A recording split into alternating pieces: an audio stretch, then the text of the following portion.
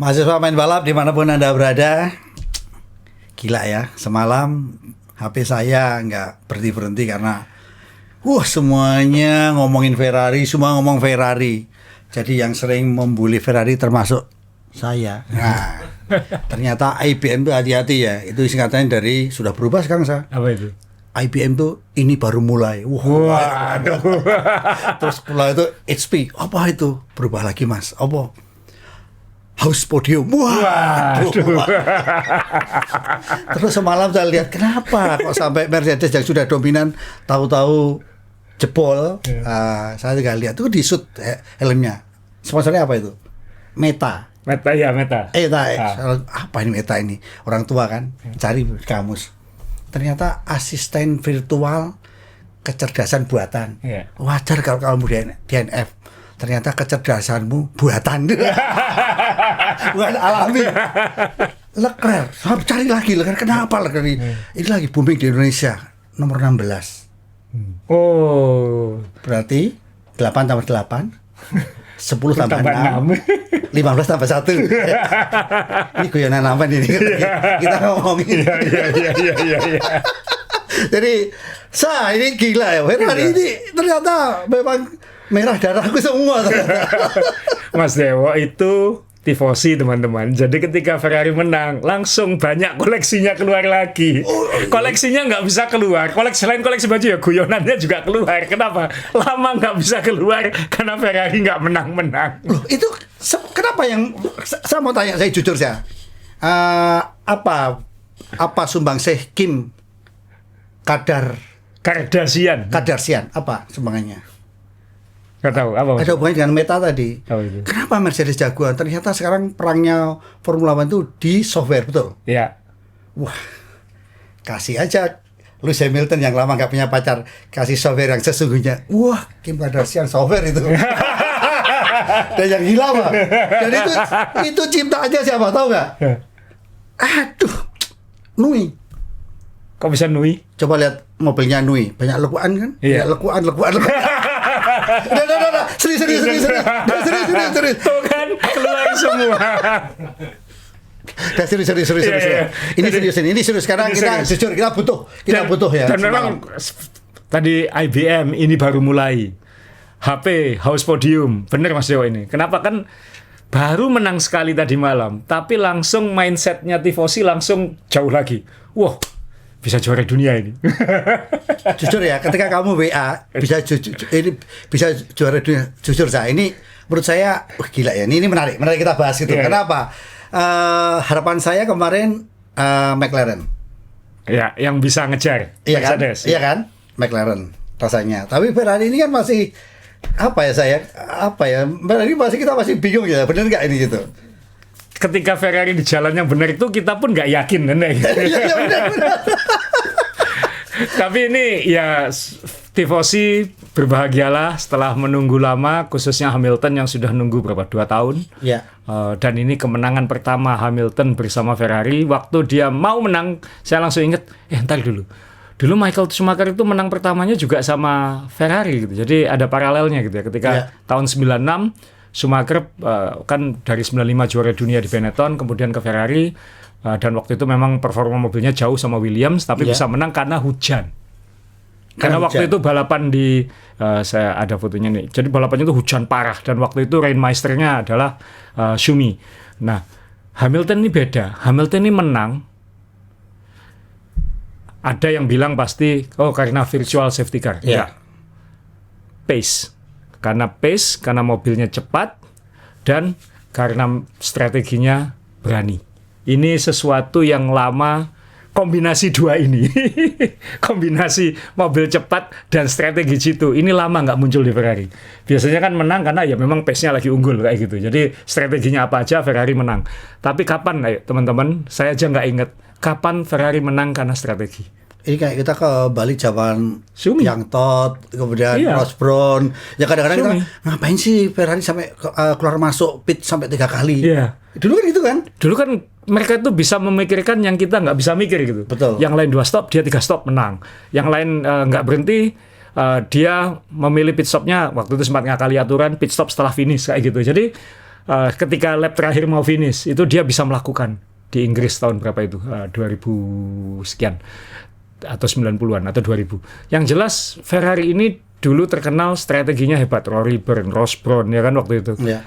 Nah kan lama Ferrari ini kan belakangan identik dengan bagong. Yeah. Dan itu lama sekali untuk memulihkan merehab image itu gitu.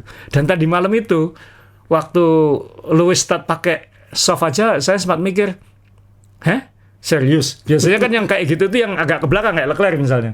Tapi enggak, dia pakai soft di awal. Tapi selisihnya soft dengan medium pit stopnya kan cuma maksimal 5 lap atau apa gitu. Jadi mungkin ini ya udahlah, ngambil start, amankan di depan, clean air, habis itu strateginya lihat. Tapi kan startnya sama aja. Iya. Tidak seperti yang biasa dia bisa melesat itu enggak ya? Nah, sebelum kita ngomong itu dan kita ngomongin bahwa ini pace, bahwa Lewis tetap bisa menang walaupun nggak ada virtual safety car, dan potensi dia juara dunia atau tidak ada ini, real ini. Baca top 10 dulu Mas, kasih ya, belum dibaca. Ya top 10-nya kita baca cepat-cepat. Lewis Hamilton menang 106 teman-teman, rekornya diperpanjang sendiri. Russell akhirnya akhirnya lebih beruntung dari teman satu timnya. Nomor 2, Norris akhirnya naik podium. Nomor 3, Verstappen. Red Bull benar-benar non-faktor ya tadi malam, mau pakai strategi apa aja dia pokoknya ikut. Ya segitu ya. Ya dia ikut kayak gitu. Kemudian Piastri ya memang kalah dari Norris di sini. Hajar juga sekali lagi 6 besarnya ini kan kurang lebih tim-tim itu aja. Termasuk oke ya Hajar ya, dengan belepotan startnya oke ya. Betul. Hiburan lah. Dia ngejar ke depan ya. Walaupun pace mobilnya memang lebih cepat dari yang lain. Kemudian ya ini ada Gasly dan Colapinto ini dikoreksi ya teman-teman, karena Colapinto kena penalti yellow flag. Jadi dia turun ke 10. Jadi Colapinto di 10, Lawson 8 dan Lindblad 9. Racing Bull ini diam-diam dapat poin terus kayak gitu. Dia best of the rest. Standingnya udah dibenerin ini. Antonelli masih memimpin 156 tapi dia kemarin nggak finish.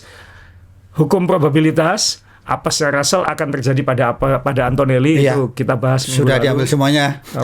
Pasti ada. Kadang istilah olahraga Mas ya, kadang kita palunya, kadang kita pakunya. Iya, selalu itu ya. Selalu kayak gitu. Nah ini Antonelli kemarin jadi pakunya dan dia gagal finish, walaupun mungkin lebih cepat daripada Russell. Hamilton nomor 2 dan hanya 41 poin dari Antonelli. 41 poin. Ini nggak jauh loh. Enggak, masih ada 15 lomba. Iya kan? Masih jauh. Iya, masih jauh. Tahun lalu Norris ketinggalannya lebih jauh dari ini. Kemudian Russell, ya ini yang nanti kita juga bahas Russell, karena dia kita tidak menyangka 5 lomba pertama kita pikir Mercedes akan menjauh dan kita berharap 2 pembalapnya bisa bersaing untuk berebut gelar supaya kita punya hiburan. Tapi ini enggak, Russell makin kecepit posisinya, karena kalau nanti Ferrari memang naik, kan harus memikirkan tim order. Termasuk Ferrari Termasuk Ferrari juga ya, nanti dua-duanya nih. Yang diperpanjang kontraknya itu. Ternyata kita baru tahu kontraknya itu diperpanjang untuk dia sebagai pembalap kedua lah. Kita nggak tahu. Tragis ya. Tragis. Ini satu angkatan nih. Russell sama Leclerc ini akan dalam posisi kecepit kalau dalam misalnya sebelum lomba ke-10 tidak segera membalik situasi. Norris dan Piastri saya kira tahun ini happy go lucky ya, dalam artian kalau bisa nyuri menang, tapi mereka akan memikirkan bagaimana timnya menyesuaikan diri dengan regulasi baru dan membangun fondasi mungkin untuk tahun depan. Kayaknya agak sulit untuk bersaing berkembang di tahun atas. Ini ya. Termasuk begitu pula dengan Red Bull. Ini Red Bull juga di sini posisinya nggak akan jauh-jauh. Alpine yang ya karena ganti mesin Mercedes otomatis kelihatan sekali tertolong naik, dan Racing Bull ini diam-diam Lawson ini juga bagus kayak gitu. Nah tim ini Mercedes nggak jauh juga. Dalam artian masih striking distance ya, Ferrari masih bisa, apalagi kalau problem reliability-nya Mercedes ini ternyata agak akut. Dan Ferrari kemudian dapat A2 nanti kan, itu termasuk kuncinya Lewis nanti. McLaren sekali lagi hanya akan jadi penembak jitu aja, kalau ada kesempatan dia akan ambil, kalau enggak ya mungkin dia akan sulit. Dia akan mungkin di 3 ini sulit digeser lah gitu. Red Bull ya kayaknya 4 besarnya akan kurang lebih begini dengan potensi berubahnya di 1 dan 2. Jadi yang nomor 3, 4 nih kalau memang ada kesempatan dia potensi kejar gitu. Gitu. Ya sudah gitu aja kan. Ya sayangnya kayak Verstappen punya peluang kemarin di Monaco tapi malah bermasalah. Ya. Nah kemudian Alpine, Racing Bull kayaknya akan bersaing di sini. Haas mulai melorot, Williams ini belum menemukan jalan. Iya. Audi ini apesnya ada aja. Kemarin apes banget itu, Hülkenberg itu seharusnya dapat poin, tapi dia gagal finish teman-teman karena alasan konyol. Saya bahas sekarang aja karena belum tentu dapat kesempatan di akhir menjelaskan nanti. Dia itu nempel Lawson, ngejar di dalam 10 besar. Dia masuk Q3 ya. Tapi Lawson ini melempar batu gravel. Batu gravelnya kok ya pas titis jitu kena safety pinnya mobilnya Audi. Jadi mesinnya langsung mati. Oh gitu. Jadi itu tombol on off-nya. Kena di luar mobil tuh ada kayak pin kecil gitu, ada kayak karet kecil yang bisa ditarik untuk mematikan, misalnya mobilnya di pinggir lintasan lalu butuh itu untuk safety, mematikan. Untuk darurat ya. Darurat. Ya. Kok ya pas jitu kenanya ke situ, ini sakti ini Lawson, dan itu apesnya Hülkenberg sehingga gagal finish dan nggak bisa dapat poin. Bukan Hülkenberg ini, hole in one ini. Hole in one. itu lebih sulit dari hole in one mungkin. Iya loh, ini sulit loh. Karena yang mukul kan nggak kelihatan, pakai kepotan dan tes gitu. Nah, gitu. Ini aduh ya, rasanya saya juga baru tahu loh. Kalau saya nggak ngomong gini, pas saya gini, gila ya, ini seberapa kemungkinan terjadi itu kan kecil sekali. Kecil sekali. Maksudnya Lawson ini kalau kentut mungkin targetnya jelas gitu, tes kena kayak gitu. Jadi besok ini mobil dikasih kerangkeng gitu ya untuk menahan. Tapi ya segala hal bisa terjadi. Nah, Aston Martin dan Cadillac. Nah, saya bahas sekarang karena nanti mungkin nggak akan dibahas. Cadillac ini secara pace jelas di atas Aston Martin. Aston Martin masih belum punya masalah. Barcelona itu kan biasanya jadi alat ukur kan, Mas. Iya, betul. Nah, kemarin itu di qualifying itu sampai Cadillac itu selisihnya kira-kira 2 detik dengan yang paling cepat. Iya. Aston Martin itu 1 detik di belakang Cadillac. Aston Martin ya, jauh. Jadi nanti Alonso ini katanya sudah mulai nego untuk kembali ke Alpine. Atau saya malah kebalik gitu, saya malah kebalik. Bisa jadi semalam itu kejadiannya Aston Martin yang akan memakai Ferrari nanti mesinnya. Kalau saya loh, kalau dia kasih kesempatan Lewis. Dan orang udah tahu berapa sih umurnya Alonso 41 kan? 44. Oh ya udah minus, salah ya. Harusnya 44, dia baru DNF tadi malam 41, kecepatan dia. Kecepatan. 44 kecepatan. Tapi virtualnya sampai 44. Jadi dia pengen kembali ke Alpine. Untuk kayak farewell-nya kayak gitu. Oh ya. Tapi ya ini masih rumor. Ya. Kita lihat, nah kita pasti bahas. Kita singgung cepat aja. Ini podium Inggris pertama sejak 68. Luar biasa. Bendera Inggris semua di atas. Nah kita ngomong sekarang Ferrari, Mas Dewo. Oke, Ferrari ini sebenarnya kalau dari Bapak latihan, habis dari Monaco bawa latihan, asa ada bau-bau nggak kalau ini akan berbicara di sini Ferrari? Karena ini regulasi baru, biasanya di Barcelona itu udah kayak parade. Maksudnya ini sirkuit yang lengkap ya, track lurusnya 1 km, medium speed cornernya ada, high speed cornernya ada, slow speed cornernya ada. Itu siapa yang dominan biasanya akan dominan, dan itu biasanya Mercedes terus gitu. Ketika babak latihan dan memang ini ada kans gak ya? Karena kalau kita lihat lomba-lomba sebelumnya kan kekuatan Ferrari itu di tikungan. Banyak yang bilang dia punya mobil terbaik di tikungan. Dan itu sebenarnya dikukuhkan kemarin di situ. Kalahnya dia di trek lurus, di power unit. Jadi kalau lu sudah keluar Monaco tempat kita itu nggak salah waktu itu ya, karena salah. Tikungan dia memang yang punya harusnya. Yang punya ya. Nah, trek lurusnya kan panjang banget Mas, dan ini kan lintasannya lebar segala macam. Jadi kalaupun dia cepat di tikungan, tapi trek lurusnya kalah banget sama Mercedes, kalah banget ya. Itu akan sulit untuk bertahan gitu. Karena selalu diambil di situ ya. Diambilnya di trek lurus ini. Tapi kemarin qualifying-nya yang agak sampai habis qualifying pun saya masih, ini petanya seperti apa ya di sini ya. Karena pole positionnya memang Russell, tapi hanya 0,0 dengan Hamilton kan kayak gitu. Jadi tanda petik mungkin ada salah satu kesalahan kecil yang membuat itu waktu berbeda. Ya, kayak misalnya kecil banget maksudnya itu sangat-sangat kecil dan dengan mobil dengan karakter berbeda, waktunya hampir sama, ini kan berarti nanti di lintasannya seperti apa ya gitu. Apalagi kalau lomba, kalau kita lihat sepanjang musim ini kan biasanya Mercedes kalau sudah lomba dia pergi gitu. Apalagi lintasannya dia udah bye-bye kayak gitu.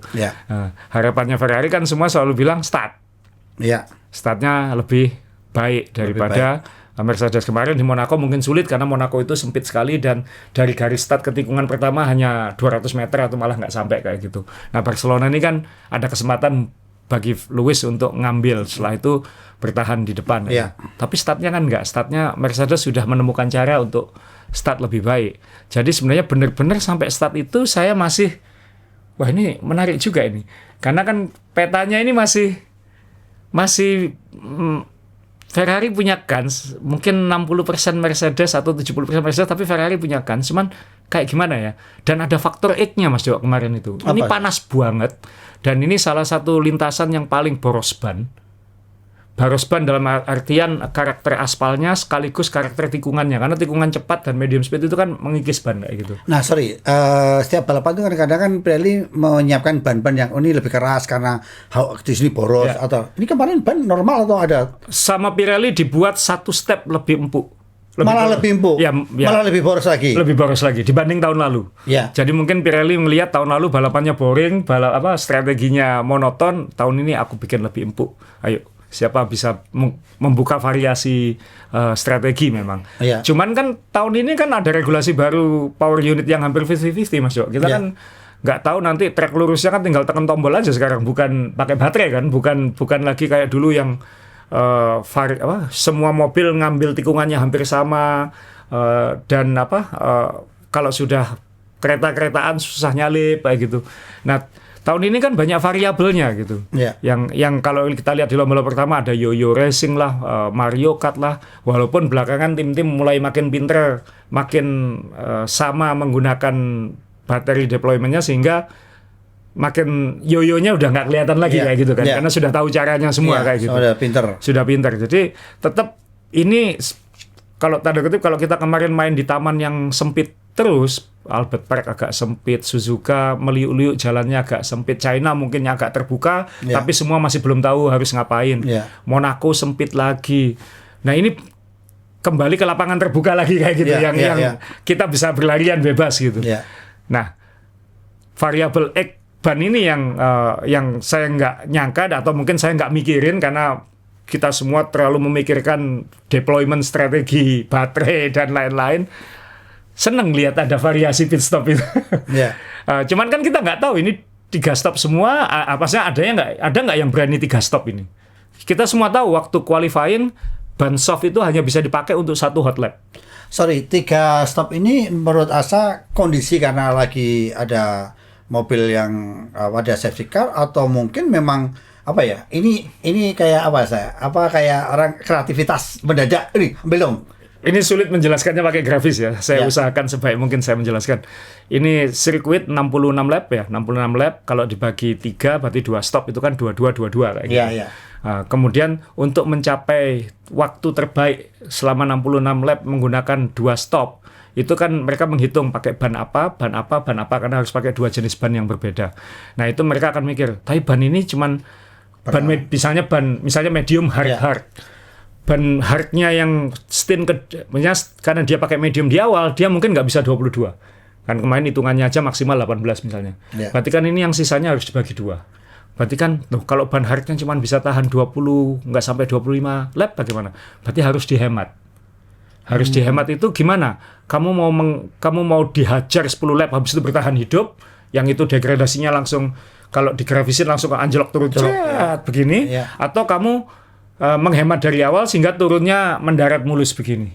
Tapi kecepatannya pasti terus menurun. Kecepatan pasti menurun, cuman tidak drastis. Tapi mau yang kencang lurus lalu anjlok ke bawah atau pelan-pelan ke bawah. Iya, turunnya pelan-pelan. Itu kan kalau 2 stop pasti kayak gitu. Apalagi dengan saat praktis sama qualifying sudah tahu kalau wah ini bakal boros kayak gitu. Dengan Pirelli yang lebih soft. Nah, yang pakai 3 stop kan dia akan lebih berani. Agak agresif. Iya. Kita gaspol terus saja. Ini kita bagi 4 lombanya. Ini sekian lap, ini sekian lap, ini sekian lap, gaspol semua kayak gitu. Nah, tinggal hitung aja. Gaspol semua kan berarti dia nggak perlu memikirkan turun sampai ke bawah sini bannya. Dia mungkin turunnya hanya sedikit. Nah, dengan waktu yang hilang 1 pit stop misalnya 20 detik. 20 detik, iya betul. Bisa nggak 20 detik itu di cancel dengan kamu gaspol terus. Jadi dikompensasi di lintasan. Kamu harus 20 detik lebih cepat dari lintasan, normal, ya. Di lintasan ya. Dengan memperhitungkan kamu harus nyalip, kamu akan pit stop keluar mobil yang lebih pelan, dan ada kemungkinan di akhir lomba kamu harus lebih agresif daripada yang di depan. Ini semua pasti ada simulasinya dan perhitungannya. Nah ini hebatnya engineer F1 atau strategis dalam hal ini, dia harus punya data eksak. Kalau aku ban hard misalnya, aku paksa 25 lap, degradasinya berapa? Misalnya di sini 1 menit 15, di sini 1 menit 25. Berarti kan hilangnya banyak. Kalau aku gaspol seperti apa? Jadi dia harus punya data eksak, lap time-nya akan berapa. Pembalapnya harus bisa mengeksekusi sampai per 10 detik itu. Yeah. Kemudian dia harus melihat GPS lomba terus. Kalau aku pit stop sekarang, keluar di belakang siapa, keluar di depan siapa, dan kemudian di depanku berapa jauh. Wah itu harus live datanya harus luar biasa. Jadi memang kalau mau gampang ya 2 stop aja, bertahan, kita mengharapkan hasil terbaik. Ferrari kemarin memilih jalan Michael Schumacher. yang ya, tapi kalau kita 2 stop kayak yang lain, nanti hasilnya kita akan seperti ini gitu. Kalau kita coba gambling, terburuk hasilnya akan seperti ini, tapi kita punya potensi menang. Ayo kita ambil. Iya. Dia di waktu, saya tanya Mas Dewo, kan di awal lomba ada radionya ngomong, Lewis kita sekarang plan C. Dalam benaknya Mas Dewo apa waktu itu? Ya, saya nggak pikir mungkin apa pit stopnya nambah atau ganti bannya apa, saya nggak tahu. Tapi positif atau negatif di hati? Negatif kan ya? Kasih. Saya yakin semua negatif. Maksudnya ketika dibilang, jadi bilang, Lewis kita sekarang plan C, itu langsung ngedrop hati. Waduh ini sudah bagong lagi. Gitu. Lo ya jujur ya teman-teman, siapa yang waktu dengar radio bilang plan C itu, tifosi khususnya, hatinya anjlok. Iya. Karena kalau kita ngomong plan ya A, nomor 2 ya B, C itu alternatif. Alternatif ya kan? Sudah. C itu sudah ya Tuhan, gitu. Kecuali dia pakai bahasa kode yang bilang C itu yang utama, kan kita nggak tahu juga. Kita nggak tahu.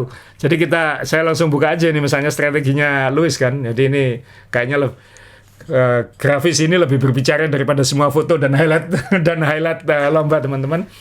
Lewis Hamilton memulai lomba ini yang nomor 1 Hamilton di atas, Russell nomor 2, Norris nomor 3. Ini sesuai urutan finish ya, kecuali kola pintu tadi. Tapi kita kan nggak ngeliat sampai ke bawah sini. Kita lihat Hamilton, dia 3 stop. Kita ngomong virtual safety car-nya nanti, tapi kita lihat 3 stopnya dulu. Hamilton memulai dengan ban soft, berani dia gaspol ini. Dia gaspol. Harapannya kalau dia bisa mimpin habis start, maka dia akan habis-habisan di depan, clean air, dengan ban yang lebih cepat, dia akan menjauh sebanyak mungkin, supaya punya tabungan untuk pit stop dia yang 2 berikutnya kan, gitu. Kalau itu plan C. Tapi jangan-jangan kalau dia menang start dan dia bisa menjauh dengan ban soft itu, dia akan jadi plan A. Iya, betul. 2 stop kan gitu. Iya, betul juga. Betul. Jadi dia dengan ban soft ini dia sudah fleksibel gitu. Ya, jadi ban soft ini pikiran saya cuma sederhana saja. Apakah selama ini memang karena Ferrari di bawah Mercedes, dia memang harus agresif? Ya, itu pasti. Saya pikir itu. Kalau kalah pun nempel dekat. Saya pikir itu saya. Ya, itu mungkin karena kita mentalitasnya udah kita ini kalah, udah kita gitu aja kan kayak gitu. Tapi ini kan enggak.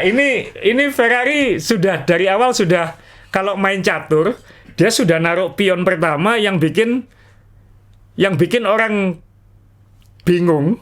Bingung dalam artian Mercedes mungkin kamu orang gila kayak gitu, atau yang tifosinya sendiri akan pikir aduh udah kayak gitu. Jadi dia sendiri sudah, tapi dia pede mungkin. Udahlah kita nating tulus saja kayak gini.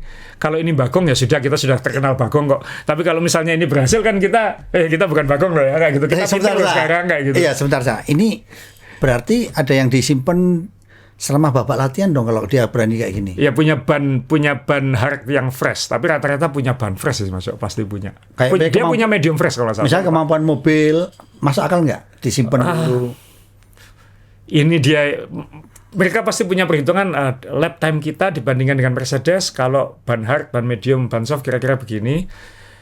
Saya kira ini menurut saya Mas Yo, ini strategi yang berani, tapi Ferrari ada mentalita nothing tulus ya. Toh nanti misalnya kalaupun ini gagal ya kita tetap podium misalnya kayak gitu. Iya. Lebih baik mencoba tetap podium daripada ya nurut podium dari awal kayak gitu. Iya. Jadi mungkin dia ngelihat, oke, kita coba plan C kita pun terburuk, kita tetap podium. Bagaimana? You wanna go? Let's go, kayak gitu. Nah, yang saya kaget waktu itu kan dia pindahnya ke hard, Mas Jo. Saya pikir dia kayak Verstappen, lihat nomor 4 ya teman-teman, dari merah ke kuning. Yeah. Jadi agresif terus di awal. Iya. Jadi dia ngegas kayak gitu kan ya. Yeah. Ngegas baru bertahan. Ini kan Verstappen. Merah, kuning, baru bertahan. Nah, karena virtual safety car dia bisa pakai kuning lagi dengan harapan bisa ngejar depannya kayak gitu. Ya. Nah, tapi ini kan yang terakhir ini sudah virtual safety car teman-teman ya. Ya. Tapi kita lihat 3 pertamanya ini atau 2 pertamanya. Jadi Hamilton itu pakai merah kemudian ke hard. Itu kan ini tetap membuka opsi 2 stop. Iya. Tetap membuka opsi 2 stop maksa gitu. Iya. Nah, dia tetap buka 2 stop, tapi yang dia lakukan itu bikin Mercedes mikir. Karena di Barcelona ini undercut itu lebih cepat, Mas Jo.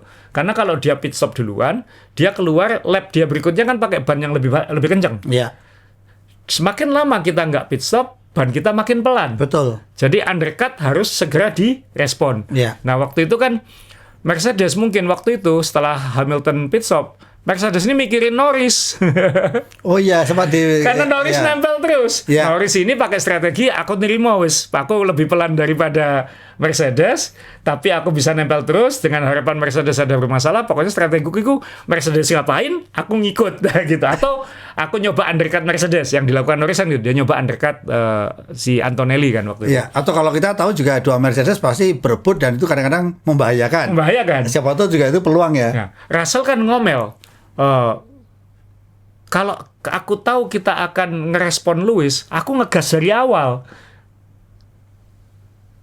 Karena penghematan tadi. Russell begitu mimpin tidak berusaha meninggalkan. Russell jaga pace, tempo dia. Dia memastikan bannya dia awet sehingga dia bisa fleksibel juga kayak gitu. Kalau yang lain nggak pit stop, aku juga nggak pit stop. Ya, di sini kalau Asa melihat, apakah Mercedes sangat pede? Mercedes menurut saya agak bukan meremehkan ya, tidak mengira Ferrari seagresif ini.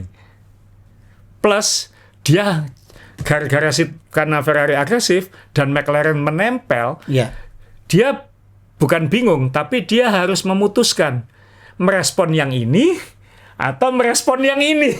Iya. Karena kalau yang ini dibiarkan ini bisa menang, kalau ini dibiarkan ini bisa nyalip. Jadi kemarin Mercedes walaupun cepat, tapi dia digencet Ferrari sama McLaren. Jadi ini kalau kita bicara mikir banyak ini ya. Banyak. Karena depan takut ya kan Ferrari bagaimana ya. Teman-teman, Ferrari kan sendirian Hamilton di depan. Iya. Ferrari bisa fokus mikirin Hamilton. Leclerc biarkan saja di belakang. Iya. McLaren juga begitu, bisa fokus ke Norris gitu. Karena kan Piastri sudah ketinggalan di belakangnya Verstappen waktu itu.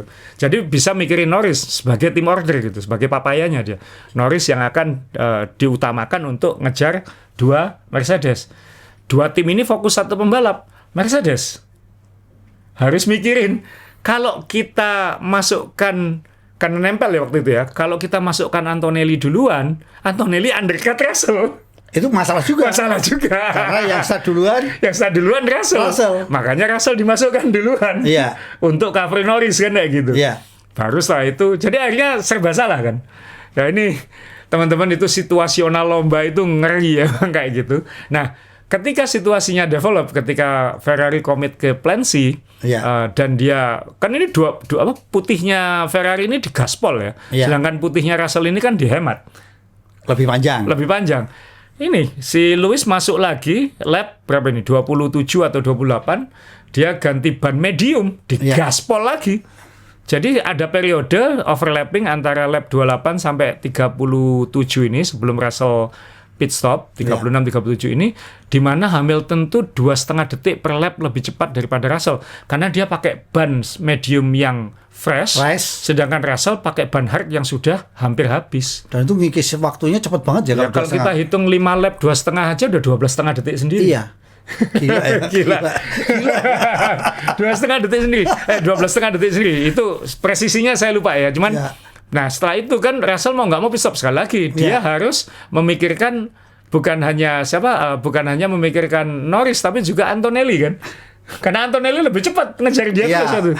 Jadi gigit-gigitan sendiri Mercedes. Sehingga dia pit stop untuk cover Antonelli, walaupun kemudian Antonelli bisa nyalip setelahnya ya, tapi saat itu kan masih diprioritaskan dia kayak gitu. Nah, dan sempat tarung lagi kayak gitu. Nah, ini bikin Hamilton build gap. Nah, teman-teman, apa yang kita tahu dari namanya keberuntungan itu ada yang kita nggak tahu datangnya dari mana, tapi ada keberuntungan yang diusahakan. Jadi ketika Hamilton ini mimpin 16 sampai 20 detik lah kira-kira, Alonso keluar lintasan lap 41, nyariin rumput untuk Ferrari dan akhirnya waktu itu sudah waktu itu saya dalam hati, wah hebat ini dapat ini dapat ini. Kenapa? Russell sudah terlanjur pit stop tanda kutip terakhirnya dia, yang dia masa mau pit stop lagi kan kayak gitu, makin ketinggalan kalau dia pit stop lagi. Sedangkan Lewis sudah punya gap yang kalaupun dia keluar di belakang Russell, bannya jauh lebih fresh. 5 atau 6 lap lebih fresh. Dan ya setelah itu ya Hamilton tinggal menjaga posisi aja, walaupun sempat ada keluar teman-teman kan yellow flag infringement ya. Lewis Hamilton dibilang sempat diinvestigasi karena yellow flag itu kan ketika Alonso itu keluar, Lewis di sekitar situ gitu aja. Jadi Lewis lewat baru yellow flag. Jadi nggak diuntungkan malah sebenarnya Lewis, karena kecelakaannya itu bukan kecelakaan, insidennya Alonso out itu pas di dekat sama Lewis. Jadi Lewis masih kenceng, belakangnya sudah melan. Jaraknya makin jauh lagi. Nah, cuman Lewis kelewatan pit lane, sehingga dia harus muter dulu 1 lap. Betul. Ini menarik ya. Kondisi semacam ini kan kadang-kadang kita merasakan tekanan. Lewis ini kan 1 tahun lebih di Ferrari kan rasanya udah kayak hopeless gitu kan. Tahun lalu nggak ada podium sama sekali. Kemudian juga kadang-kadang kalau dengan kru juga ngomongnya kadang-kadang sudah nggak enak juga, karena merasa kita harus maklum ya, 7 kali juara dunia itu kan sudah sangat tahu persis kondisi apa. Kemarin kan keluar langsung good job. Wah ini ternyata udah cair kan. Dan kita lihat juga mereka stay out. Saya pikir ini momen yang beda tadi malam Mas Yowo, itu banyak kalimat positif di Ferrari. Good job. Jadi ada bahasanya positif terus gitu. Tapi kadang-kadang juga saya bingung. Sudah bagus-bagus di depan malah stay out. Jangan out. Udah dalam aja. Stay in.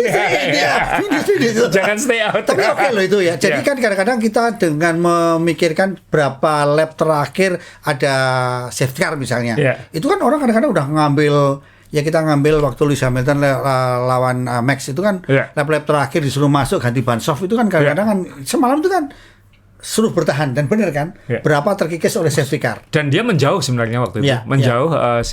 Lewis setelah pit stop terakhirnya itu setelah virtual safety car dia menjauh. Jadi ketika ada virtual lagi di akhir itu sudah aman. Kalaupun dia kena penalti 5-10 detik dari infringement yellow flag, dia tetap aman ya. Tetap aman gitu. Tapi ini kan juga deg-degan ya. Ini virtual atau safety car beneran. Nah, kalau safety car itu kan dia saya juga pikir, ini kalau ini dalam hati saya, ini prerogatifnya FIA ini. Jangan safety car, Ferrari mau menang.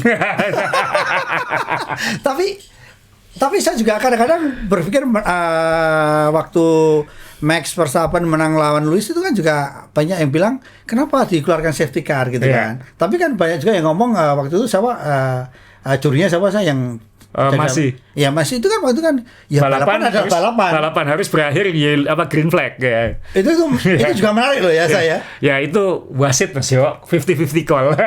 Tapi dalam situasi ini memang Barcelona ini sekali lagi lapangan terbuka.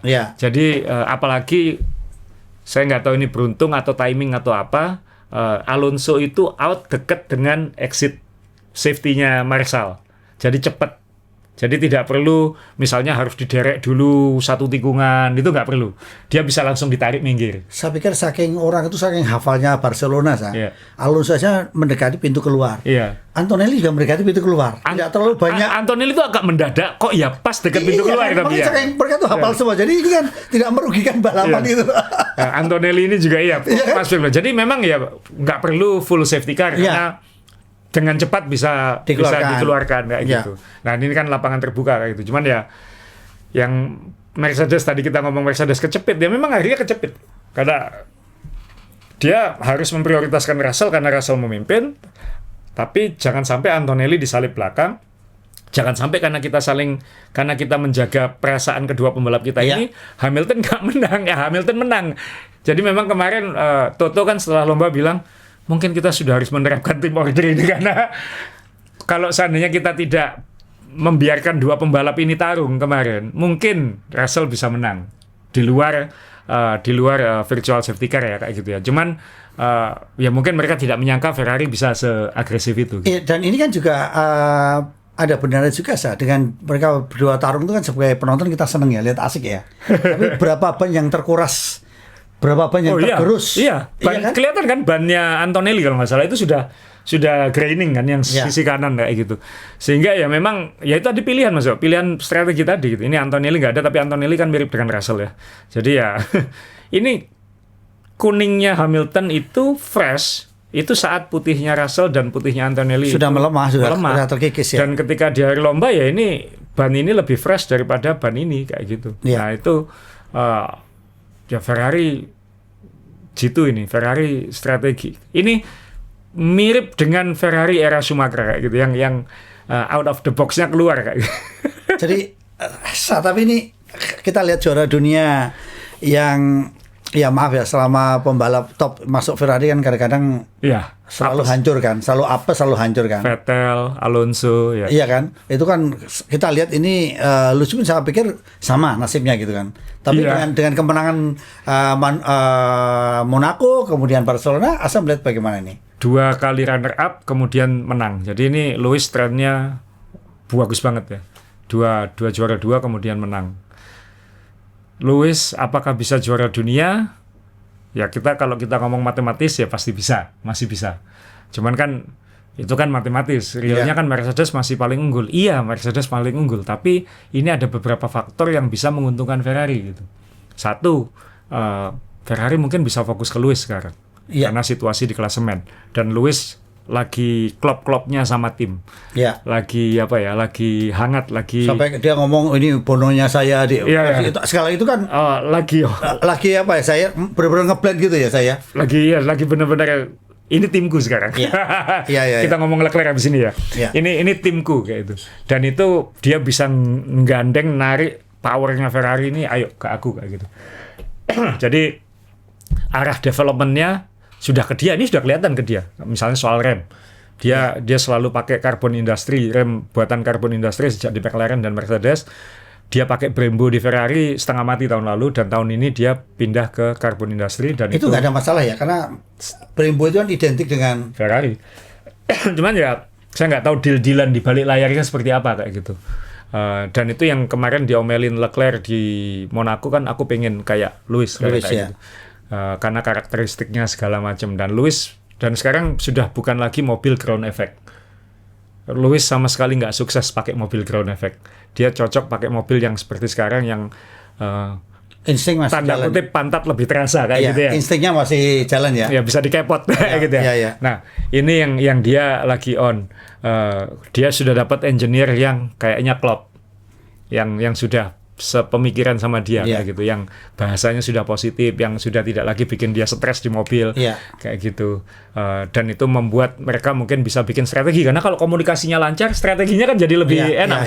Bahasanya sudah sama gitu, cara berpikirnya sudah sama, sehingga sekarang Lewis kan punya pengalaman dengan tim yang kuat, dengan strategi yang kuat, dan dia tahu caranya menang bagaimana. Dia bisa mikir, ya mungkin sekarang dia punya engineer yang bisa, aku tahu maksudmu, kita ginikan ya, kayak gitu. Kan bisa aja kayak gitu. Sorry Sa, ini berarti kekakuan di Ferrari yang selama ini selalu pembalap bermasalah dengan semua yang kru kebanyakan Itali ini mulai agak Mungkin sudah agak cair sekarang. Mungkin kita baru 1 kemenangan Mas Iwo, mungkin ya kan harus ada kedua ketiganya nanti. Nah, ini kan Ferrari datang ke Barcelona dengan upgrade mobil baru, sayap depan baru, floor baru, banyak ada 8 komponen baru yang dibawa ke sini dan upgrade-nya berhasil ini. Dan itu saya yakin arahnya Lewis, maksudnya inputnya Lewis yang didengar ini, karena ya kita sudah mendengarkan inputnya Leclerc bertahun-tahun.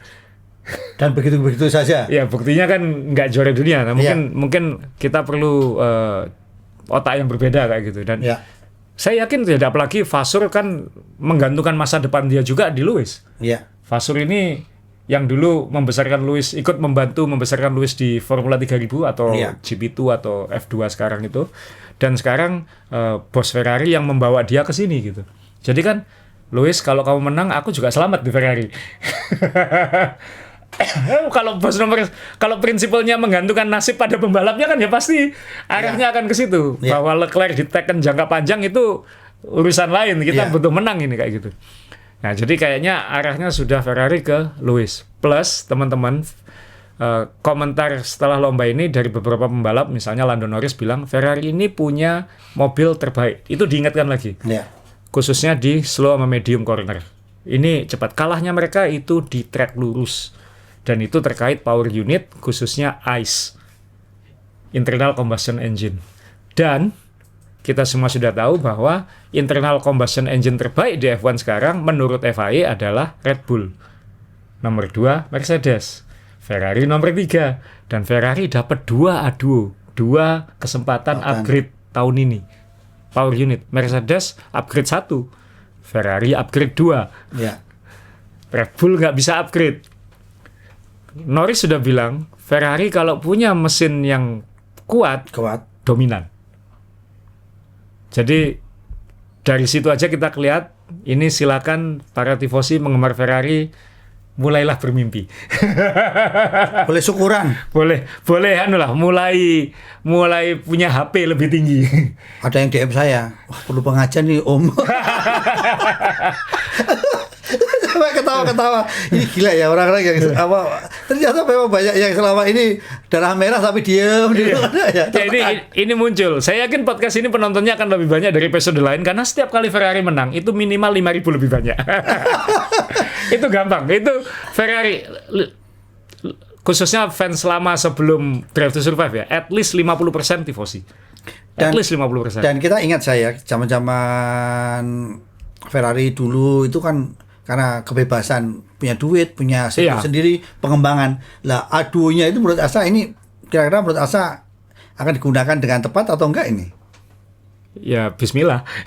Kalau buat tifosi. Ini kan karena ini kan kalau kita bicara Ferrari dulu itu kan ada kesempatan langsung udah kan, kalah di mana udah langsung kembali ke pabrik, udah langsung tahu setelan pabrik lagi. Iya kan, langsung baru gitu kan. Ini ada kesempatan 2 loh ini. Ya. Kayaknya nanti baru dipakai putaran kedua ya, dalam artian belahan kedua musim. Tapi ya paling tidak ada harapan kan Mas Jo? Daripada nggak punya power unit kita kayak gini, turbo kita paling kecil, kita udah nyangkut di sini, mobil mau diapakan aja kan, track lurusnya kalah bagaimana? Ini paling tidak kan, ya kalau kamu tidak bisa memanfaatkan ini ya nemen gitu. Nah sekarang gini, untuk maintenance kegembiraan tifosi saat ini. Ya kalau saya sih masih deg-degan. Karena kita kan ini. Saya bukan tifosi tapi saya mikir, ayo masih bisa nggak ya? Nah, sirkuit mana yang mendekati model-model kayak Barcelona sehingga itu kan ada harapan yang tidak palsu? Rata-rata sirkuit Eropa kan kayak Barcelona. Tapi 2 minggu lagi mana Austria lebih power ya, jadi mungkin Mercedes akan kembali dominan di situ. Dan mungkin Red Bull bisa lebih bicara di situ. Jadi saya nggak yakin Austria nanti bisa sekuat ini gitu.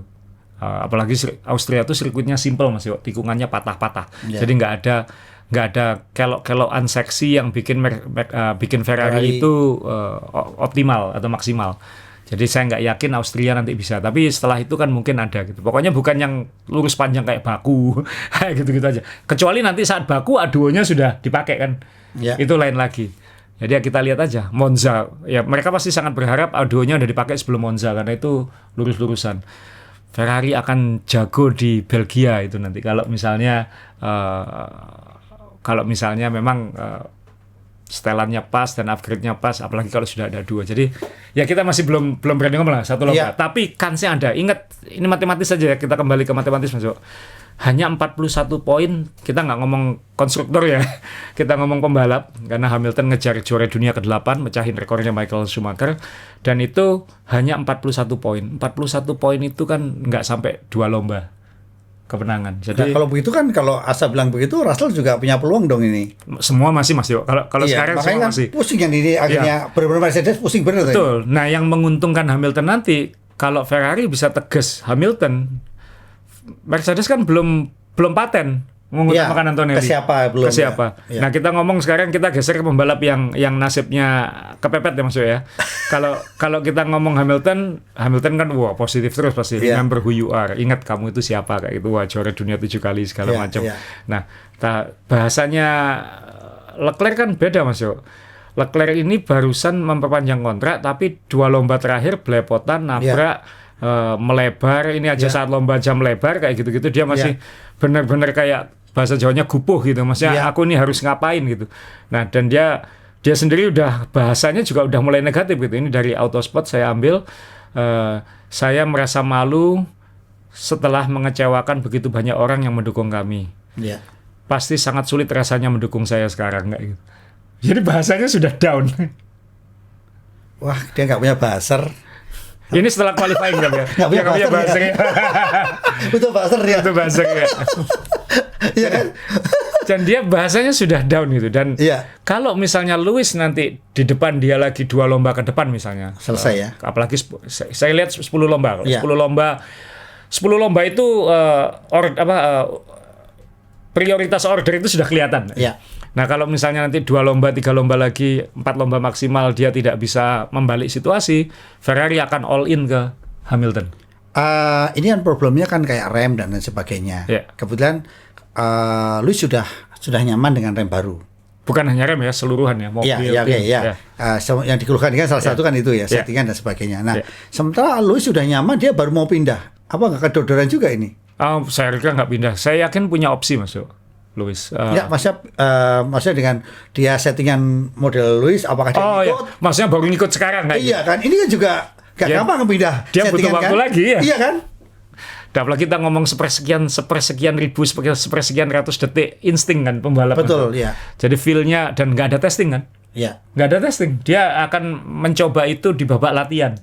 Dan selama ini kan pembalap-pembalap muda itu kan simulator kan jadi kayak sesuatu yang memang dia butuhkan. Sementara yang tua udah bilang aku nggak pakai simulator. Nah, ini kan, kita sebagai penggemar itu jadi gila, ini gimana cara membaca dua generasi ini gitu kan. Kalau kita pembalap kita tidak ingin jadi Leclerc sekarang Mas Jo. Ini benar-benar ya ujian dia lah. Di satu sisi dia punya job security minimal sampai 2029, bahwa dia tetap akan punya gaji besar dan akan di Ferrari sampai 2029.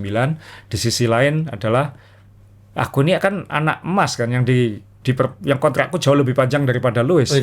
Tapi aku kok nggak bisa perform itu kan paling sulit ya. Maksudnya apalagi dia masuk usia prime kan.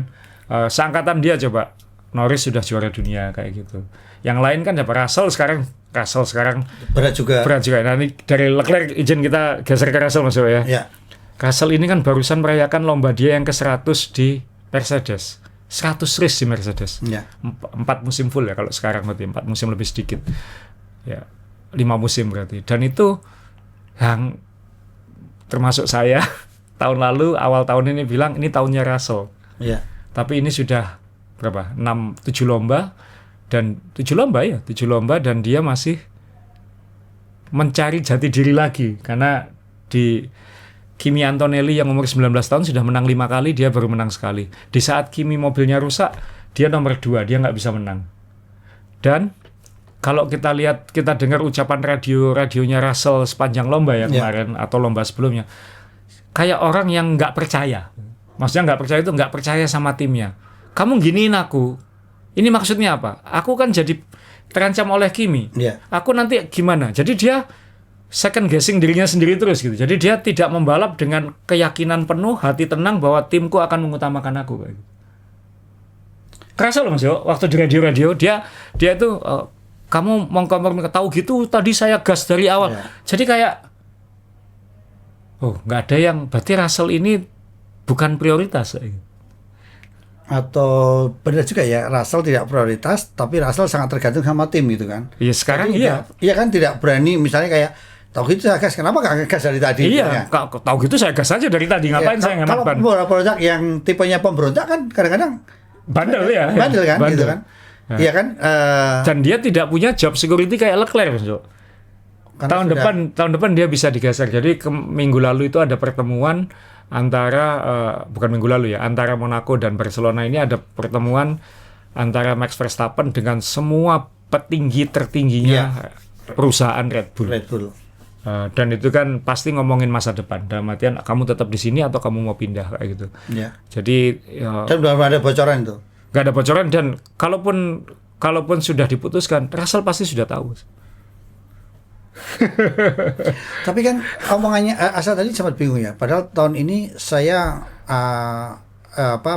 ini tahunnya Russell, asal kan bilang gitu. Iya.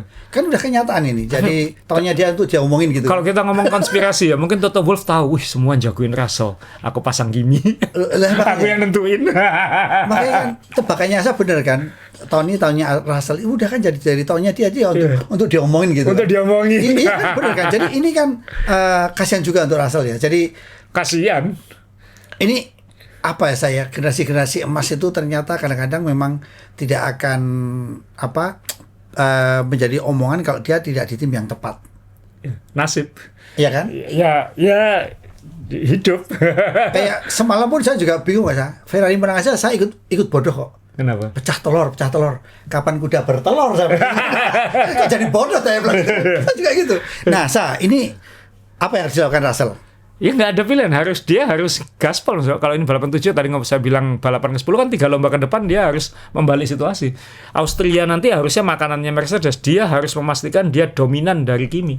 Jadi sebelum ada ketok palu dia sebagai pembalap penyokong, dia harus tampil all out. Mau nggak ada pilihan. Di tangan dan kaki dia sendiri sekarang kayak gitu. Sampai 3 lomba lagi, kalau Ferrari terus berbahaya, McLaren apalagi terus ngejar, ya Mercedes harus membuat keputusan. Toto Wolff sudah ngomong kok, mungkin kita sudah harus mikirin tim order kayak gitu. Nah, sebelum itu kejadian dia harus menang. Dia harus menang di Austria, dia harus menang di lomba berikutnya, minimal poinnya masih mepet sehingga membuat Mercedes tidak bisa membuat keputusan mengutamakan Antonelli. Kembali ke Leclerc tadi juga sama. Ini harus Leclerc lebih sulit kayaknya. Lebih sulit. Iya, Leclerc sama, cuman kan posisinya lebih sulit. Russell minimal punya mobil yang bisa menang, yang setengah tutup mata lebih kansa untuk menang lebih dapat gitu. Lebih dapat ya. Leclerc masih berkutat dengan mobilnya. Iya, betul. Jadi ya, tapi kita nggak tahu, jangan-jangan nanti situasi berbalik drastis di Austria. Austria kan sirkuit yang gampang, tapi sirkuit itu tidak akan menguntungkan Ferrari seharusnya, teman-teman ya. Iya. Seharusnya. Nah, ini kita boleh pindah yang orangnya harapan kita. McLaren ternyata ya tidak. McLaren ini agak sulit sekarang. Dia sulitnya begini. Dia tetap 3 besar, minimal 4 besar. Dia punya tim teknis yang kuat. Dia punya 2 pembalap yang kuat. Ini juara dunia 2 tahun terakhir. Konstruktor juara dunia tahun lalu. Norris punya juara dunia, punya potensi juara dunia di Piastri. Tapi dia sekarang dalam kondisi di mana power unitnya sekarang lebih belum menguntungkan dia, karena masih orang di tim utamanya aja masih rusak-rusak, apalagi di dia. Ya. Jadi Mercedesnya belum menjadi keuntungan, malah masih negatif karena dia privateer, dia customer, dia bayar. Dari sisi mobil ternyata mungkin Ferrari lebih baik. Jadi dari sisi power unit kalah sama Mercedes, dari sisi mobil kalah sama Ferrari. Ya, yang bisa dia lakukan hanya ya fokus saja dengan diri sendiri. Dia nggak usah mikirin Mercedes, dia nggak usah mikirin Ferrari. McLaren fokus dirinya sendiri. Saya yakin akan punya chance untuk curi kemenangan tahun ini, minimal 1 atau 2 kemenangan. Ya, anggap aja tahun ini bangun fondasi lagi untuk kedepannya seperti apa. Toh tahun 2022, 2023 kan mereka juga kayak mundur selangkah dulu, tapi kemudian langkah ke depannya jauh-jauh, dang kayak gitu dan jadi juara dunia. Jadi ya mungkin mau tidak mau dia harus kayak gitu ya. Makanya tahun sebelumnya saya selalu bilang ini kesempatan McLaren kalau Norris maupun Piastri untuk jadi juara dunia. Belum tentu tahun depan atau tahun ini kejadian lagi. Dan untung buat saya yang penggemar Norris, dia bisa memaksimalkan itu tahun lalu. Padahal kan juga waktu itu kan juga kehilangan juga 1 tahun ya sebelumnya ketika dia kalah sama Max itu kan harusnya kan kesempatan dia untuk cuman Norris belum matang banget. Nah cuman gini McLaren kan punya tradisi ya kalau dia di awal ini kebalikan sama Haas ini. Ini kalau ke Haas kan akhir tahun melorot, kalau dia akhir tahun kadang-kadang meroket kan ya. Apalagi tahun ini berat kalau menurut saya karena balapannya masih panjang Mas. Dan ini kita bicara yang sama dengan Mercedes dan Ferrari. Semua masih punya kans untuk memperbaiki. Karena ini regulasi baru, semuanya kayak benar-benar memulai dari bayi lagi gitu. Nah, tinggal sekarang ada yang langsung bisa lari bayinya, ada yang nggak bisa berangkang, nggak bisa merangkak, tapi nanti langsung lari. Ada yang benar-benar bertahapnya itu merangkak, jalan, lari ya gitu, tinggal yang mana. Iya, tapi kan gini tahun ini kan tahun kita ngomong mobil baru, aturan baru. Dulu ketika kita lihat Red Bull ketika mobil semuanya odong-odong itu kan lama sekali untuk orang menyelesaikan masalah itu. Iya, dan itu Red Bull dominan banget 2 tahun kan Mercedes awal-awal juga sangat melesat karena apa? Mobilnya sangat bagus sekali bagaimana dua istilahnya kita kelistrikannya dan mesinnya juga jalan bagus ya. Tapi ini kan balapan ke-7 sudah mulai merapat ini. Karena tahun ini kan memang nggak kayak dulu ya Mas. Ya A2 itu penting juga. Kan ada A2. Dan ini cost cap sudah berjalan lebih matang. Kalau dulu kan cost cap itu baru dimulai. Nah ini kan cost cap sudah berjalan. Kita sudah tidak pernah membahas lagi cost cap dan itu sangat membatasi gerak tim kayak gitu. Jadi siapa yang pintar memaksimalkan itu yang dapat. Nah sekarang audio itu juga tetap dihitung sesuai dikasih ke bukan kompensasi, dikasih kelonggaran cost cap. Khususnya Honda. Jadi cost cap sudah nggak Ya ada cost cap, tapi yang dapat audio itu nanti ya ada kelonggaran sedikit khusus. Apalagi kayak Honda itu benar-benar dikasih kelonggaran, silakan kamu keluarkan uang untuk ngejar ketinggalan kayak gitu. Jadi ini beda dengan dulu Kak. Jadi sekarang dikasih kesempatan untuk mendekat. Ini cara Amerika memang. Orang Amerika kan suka dalam olahraga apapun equal opportunity itu penting kayak gitu. Kesetaraan kesempatan itu penting. Makanya di basket, di American football itu tim juara nggak boleh ngambil pemain baru terbaik. Dia harus tim terburuk yang dapat kesempatan ngambil pemain muda terbaik kayak gitu supaya ngasih kesempatan untuk ngejar. Ini cara Amerika emang. Amerika katanya demokratis. Ini kan berarti nggak demokratis dong. Khusus untuk kompetisi olahraga. Ya tapi menarik ini. Kita harus belajar dari Amerika ini. Jujur ini menarik ini. Kalau kamu menjadi IO yang baik seperti ini. Kenapa sih? Nggak akan kehilangan penonton. Iya. Karena akan terus tarung terus ya. Ini pintar Amerika ini. Iya kan? Kalau ada yang dominan rating turun. Ingat zaman Mercedes dominan Lewis Hamilton berapa tahun 2014 sampai 2020 itu F1 turun 30%. Dan itu yang bikin harganya cukup murah untuk dibeli Liberty. Pinter ya. Kalau ini rame terus, harganya naik terus, Liberty nggak perlu jual, nggak ada yang bisa beli, gitu. Ini diterapkan nggak usah jauh-jauh ketika rapat RW aja loh, Itu kan tolong tim kebersihan rumah kita kelihatan bersih, kenapa? Biar harga jualnya naik. Sama kan? Sama. Saya juga ngomong, wah apa RW saya itu juga dari Liberty, gitu.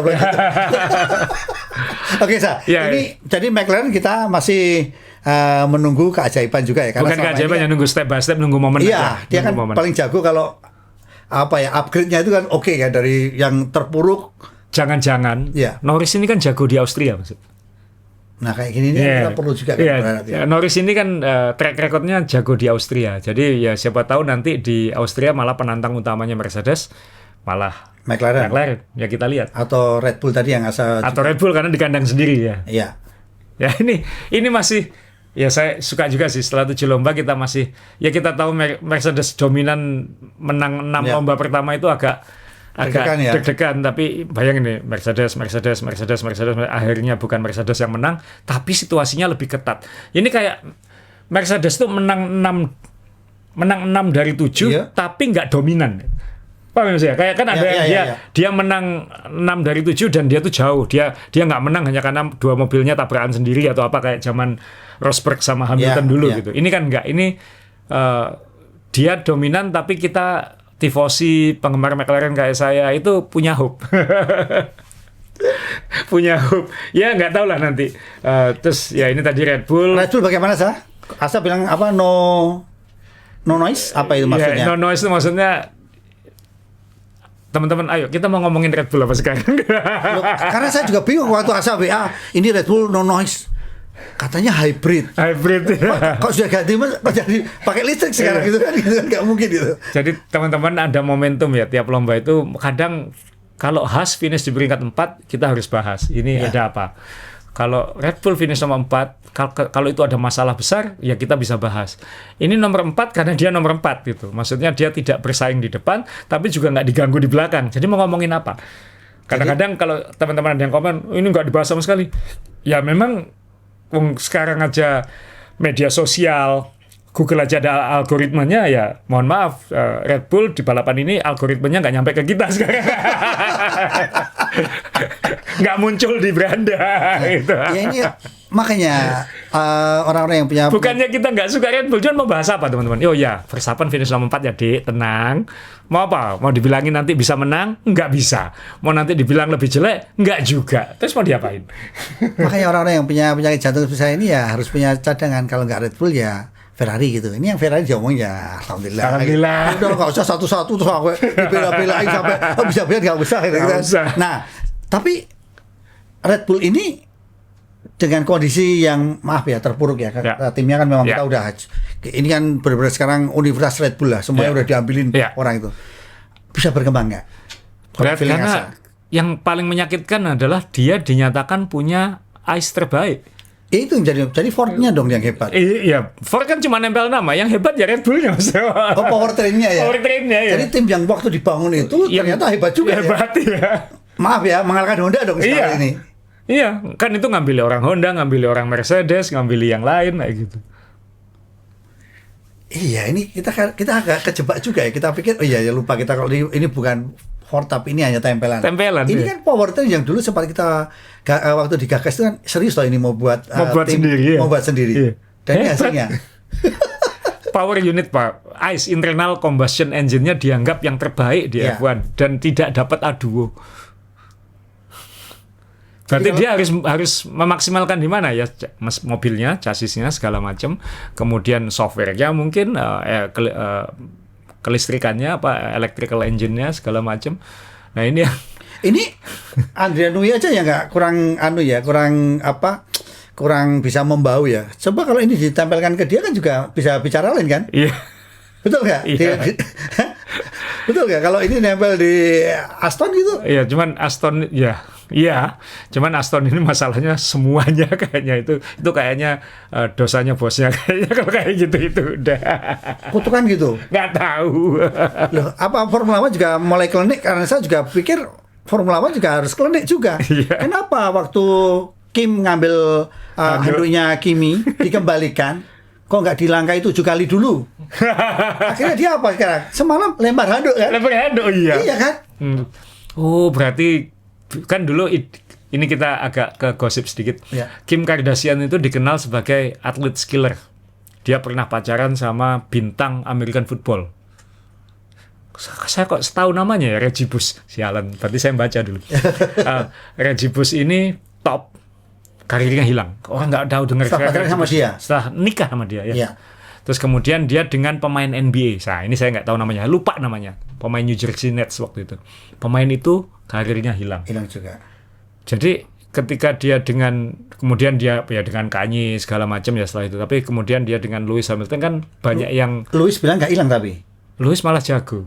Nah berarti Kim yang sadar. Kenapa? Kesalahannya gitu kan. Apa itu? Ya kan nggak pernah menyedot ilmunya dia.